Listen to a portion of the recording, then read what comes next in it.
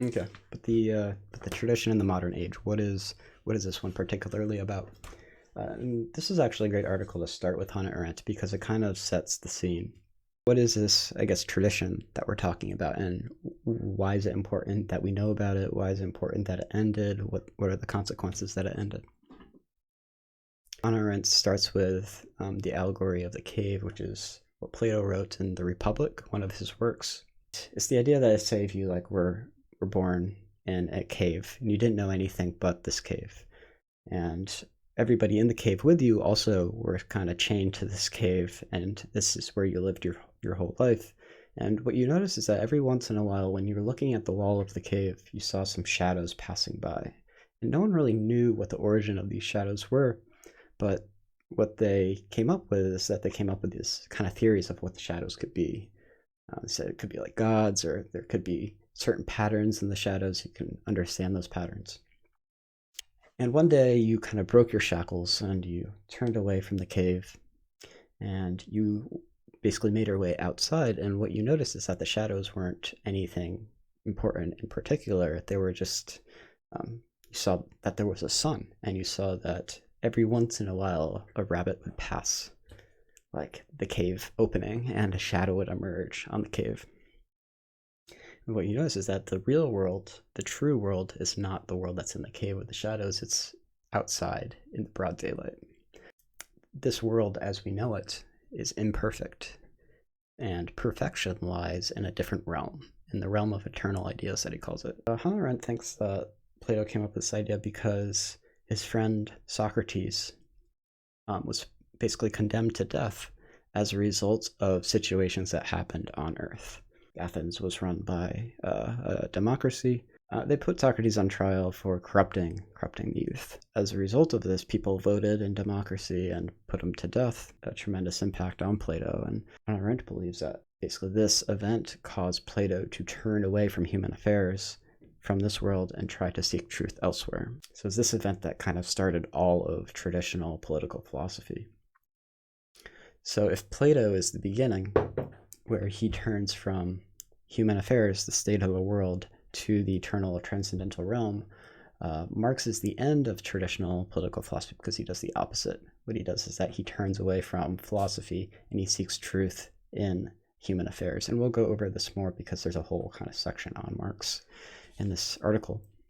Okay, so again, we have this tradition that we have basically defined as something kind of a political tradition that started with Plato. And what's definitive about the tradition is that it's about finding eternal truths, not finding truths in the world. And the tradition ends with Karl Marx, where Karl Marx basically says the truth is not in this external transcendental realm, but the truth is in the state of affairs of humans in the world. And one of the kind of biggest distinctions that Plato makes when he says that finding the true world is through this external transcendental realm, the way that we do that is through philosophy and through thinking. And in this way, man is defined as a rational animal. That's kind of what gives us our essence. So where Plato thinks that man is a rational animal, Marx thinks kind of something completely different, where man is not something where he defines himself through his rationality, but through his labor. And if you haven't read any Marx, basically glorifies labor. It's kind of how the proletariat will free themselves from kind of the rule of the sovereign. After kind of this initial setup, Hannah Arendt goes into a couple of different statements that Marx makes that kind of defines his perception of what political philosophy should be, instead of this kind of seeking eternal universal truths in this transcendent realm that Plato has created, these Platonic ideas. And the first idea is labor created man.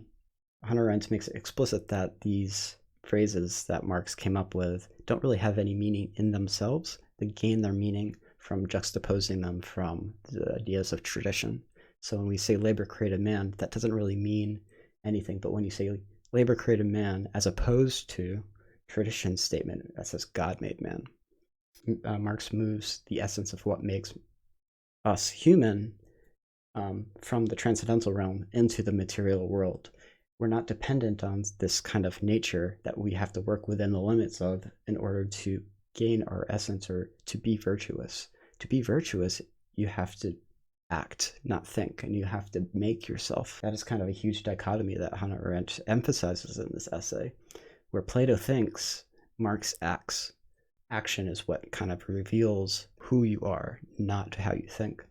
So labor created man. Man is the product of his own labor and action, and it is not man's capacity to rationalize that separates him from the animal, but his capacity to labor. Labor is not a means to subject men. So in the past, labor was always seen as something that would subject man into his place. You had your boss, and labor was seen as kind of a despised activity. But Marx, again, switches this around. Labor isn't a despised activity. Labor is kind of a thing that should be glorified, and labor is something that should be our highest aim. It's through our own labor that we kind of reveal ourselves. So that was the first statement. The second statement is, quote unquote, violence is the midwife of every old society pregnant with a new one. Well, violence is a type of action. Again, and Marx is all about action. And what is important about violence? Well, violence and war is kind of what reveals the actual truth. And we can talk about this and that and whatever, but until it's done, until the tension is resolved, we won't know what will actualize through history. Only in those violent periods does history show its true face and dispel the fog of mere ideological, hypocritical talk. So again, talk all you want. In the end, what happens is going to determine what is true. Furthermore, Marx rejects an Aristotelian notion where virtue, or what it means to be a good human being, is to basically be political. And what he means by be political is use your persuasion, use your eloquent speech to convince your peers on an equal playing ground what is the best decision. Back in ancient Greece, where there was Athens and Sparta, and Athens always saw themselves as intellectual, smart, kind of following things by rules, being organized, and not resorting to violence in order to basically come to agreements, opposed to Sparta, where Sparta was a violent nation, and who was the most violent, who had the most power, was based on how much military resources they had available to them. And so this kind of notion between Sparta and Athens, Aristotle, who was in Athens, basically said that to persuade is much better to basically force people by violence to get things done. And so Marx, on the other hand, reverses this notion. Where Aristotle says it's important to be persuasive, Marx says, you can be all the persuasive you want. What happens. Violence is more superior than speech. Violence is what catalyzes history. This is just kind of a side note, but Marx gets a lot of his ideas from Hegel, which preceded him. And Hegel came up with the idea of this historical process. This historical process is something that basically subjugates all history, all philosophy into a single unified process. And it's the dialectic, he said. What Marx does is he takes this idea of this historical dialectic and applies it to politics. Final statement is, quote unquote, the philosophers have only interpreted the world differently. The point is, however, to change it. So it means kind of what it says. For Plato back in ancient Greece, philosophy was never meant to change the world. Philosophy was kind of meant as an end in itself, to seek those eternal truths, and those eternal truths would always be superior to anything that could be put on earth for Plato. So to even try to actualize those truths in the world was kind of futile. But for Marx, philosophy is only a means to actualizing itself in earth. This is an idea that Plato never had. Philosophy doesn't change the world, action does. And only through action will philosophy be realized. And Marx actually predicted that over time, through this historical process, that the eternal truths that Plato is seeking would be realized in the earth. It's just a matter of time. It's a matter of kind of going through this historical process that is fueled by violence. Here are the three statements again. Labor created man. Violence is the midwife of every old society pregnant with a new one. and the philosophers have only interpreted the world differently. The point is, however, to change it. And after Arendt goes through all these statements, she basically notices that there's paradoxes in each one. One paradox is, if labor is the highest aim, if that's what man is, what happens in the utopian society that Marx predicts, where it becomes laborless? We don't need to work anymore. It is if we have achieved that final state, that utopia, and there's no more labor, who are we? Another one is, if violence is really necessary, what happens when class struggle fully resolves and we're all an equal classless society, and there's basically no violence necessary anymore? If violence is kind of necessary, then what happens when it's no longer? It kind of dissipates as a result of the tensions that were currently in place. And finally, if philosophy is finally to be realized in the world, then what will man have to think about once it's finally realized in the world? What are we supposed to think about? So after talking about Marx, Arendt identifies three thinkers who she believed that basically predicted the end of tradition as we know it. Again, she thinks that the end of tradition happened in the mid-20th century, around 1950. But Arendt goes through three different thinkers who, before 1950, basically predicted this was going to happen, but they predicted it in different ways. First one is Kierkegaard, the second one is Nietzsche, and the third one is Marx, so she goes over Marx again. And quote unquote, she says, their greatness lay in the fact that they perceived their world as one invaded by new problems and perplexities which our tradition of thought was unable to cope with. Kierkegaard, Nietzsche, and Marx were able to see the end of tradition, and maybe through their thought we can kind of start to understand what it means for us to be in modern times. So the first is Kierkegaard. And he was a religious figure, actually. A lot of his thought was trying to save religion from modern science. And a lot of these thinkers are actually reacting to modern science. And so maybe the question is, why is modern science so important? Well, it started, kind of this thinking of modern science started with the Enlightenment. And the Enlightenment changed the concept of truth as something that can be understood as something that we should be doubtful of. The Enlightenment basically said that in order for us to find truth, we must continue to doubt everything that we believe in until we can basically experimentally verify that it's true. You can see this notion in Descartes, where to get to his concept of I think, therefore I am, he had to basically doubt his entire existence before he could say something that was positive. So Kierkegaard, as one can believe, was basically very upset that his faith was not in alignment with modern science. Having faith versus doubting that God actually exists is kind of the true struggle of what it means to be a man. Kierkegaard saves religion, or saves his faith, by redefining the relationship of faith, or relationship of faith to truth, where man doesn't seek truth as one would seek truth through a scientific method, but it's subjective truth. It's what you believe to be true, and that can't be objectively shown. That is kind of man's essential struggle. Try to prove everything that exists, but you can never prove that God exists, or you can't disprove that God exists. I mean, you can experimentally verify what's in this world, but the thought is that God is not of this world, so we can't use any of our methods that we use to explain our world to apply to God. So it's a struggle of doubt that modern science brings in, that makes man man. He must, and when I say man, I'm using man because Hannah Arendt uses man, but when I say men, I mean both man and woman. So man's essence for Kierkegaard is to suffer between the struggle between doubting that God exists and kind of living with this notion of truth that we live in this world.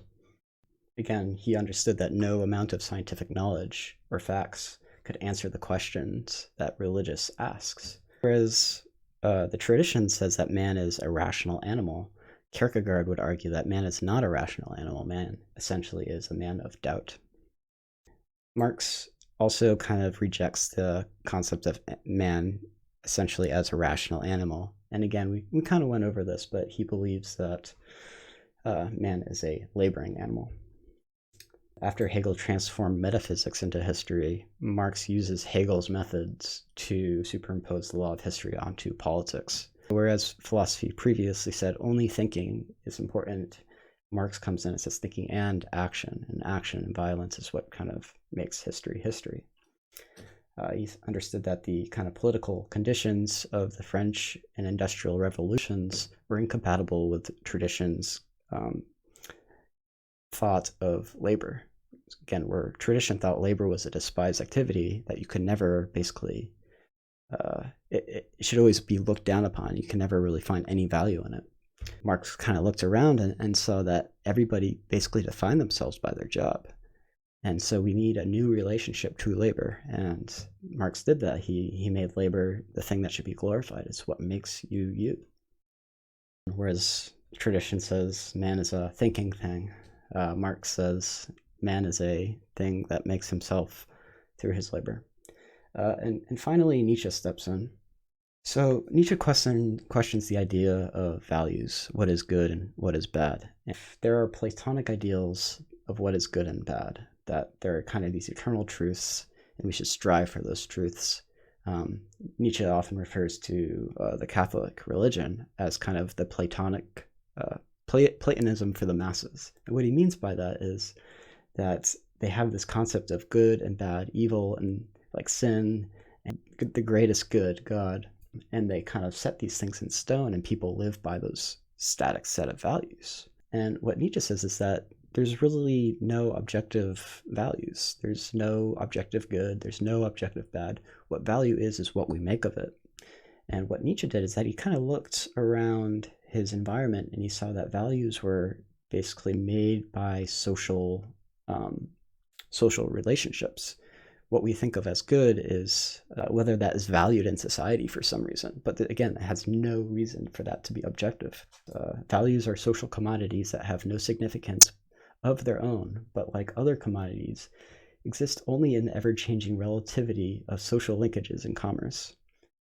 So if it's valuable if you can get money for it, or it's valuable if it can get you a job, or it depends on what you want, and if that thing can get you what you want, then it's valuable. And that's kind of the key thing about Nietzsche. What you want is your will to power. That's kind of the only really defining thing that matters. And so what everybody wants, their own will to power, this kind of aggregate will to power, is really only values that are relative amongst a group of people. Everybody will want different things based on their environments, based on how they're brought up. There's no objective what is good and what is bad. Nietzsche kind of normalizes this sense of value, where we thought that there were a hierarchy of values, where there are these highest goods that should never be disobeyed. Everything is on equal playground. Everything is valuable to a degree. There's no one thing that is super, super valuable that we must do relative to everything else. There's no kind of divine values. Nietzsche basically says everything is kind of defined, again, by its social relationships. Tradition said that man is kind of a rational animal. His value is to be virtuous, to use his reason, his kind of essential capacity to engage in politics, to be a political animal, to work with a community and be a part of that community in a positive way. Nietzsche, like Marx and Kierkegaard, he rejects this notion, and he says man isn't a rational animal. A man is his own what he wants, or his own will to power. The underlying pattern and concept is that what tradition says is that man is kind of a rational animal. He's someone who can doubt, who can basically discover truths via his reason.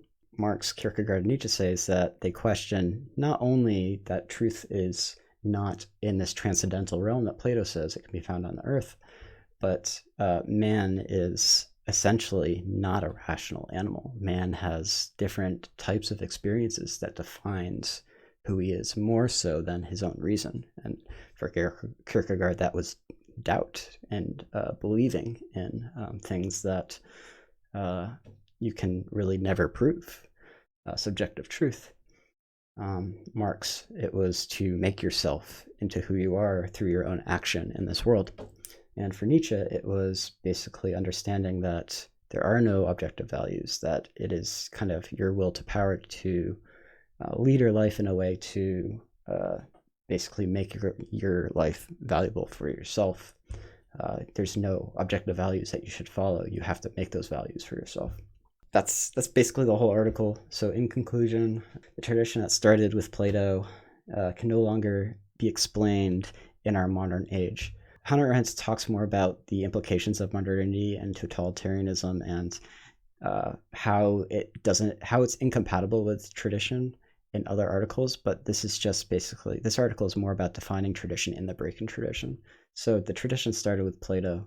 He basically said that we must turn away from human affairs, we must turn away from this world, and instead we should use our rationality to find these eternal transcendental truths in an external realm, because those are perfect and this world is imperfect. And tradition ended when Marx says, I'm going to turn away from philosophy itself and basically use philosophy as a means towards making the world into what I want to make the world. Or not what I want, but that would be kind of Nietzschean to say that. But basically, action and violence is what dictates what happens in this world. I guess you can kind of, just a thought came to my head, you can kind of see it now. I didn't really want to put this out there, but it's so immediate and present that, with coronavirus right now, you see it's things like this that basically force us to act. It's our action, how we're able to perform really defines, how well off we are, or not how off, but what happens. If we were able to act in a way that was more efficient to handle coronavirus, then the history would be different. If we were even worse off than we are to deal with the virus, then it could be much worse off. What happens is a function of how we act. Coronavirus isn't violence, but it does make action necessary. Okay, so again, truth is no longer in the eternal realm. Man defines it through how historical process is actualized. Kierkegaard, Nietzsche, and Marx were the thinkers that Arendt believes basically predicted the end of tradition, and she thinks the end of tradition again happened in the mid-20th century. She also says this, and I won't go into it too much, but she believes that Nietzsche, Marx, and Kierkegaard weren't right in their predictions.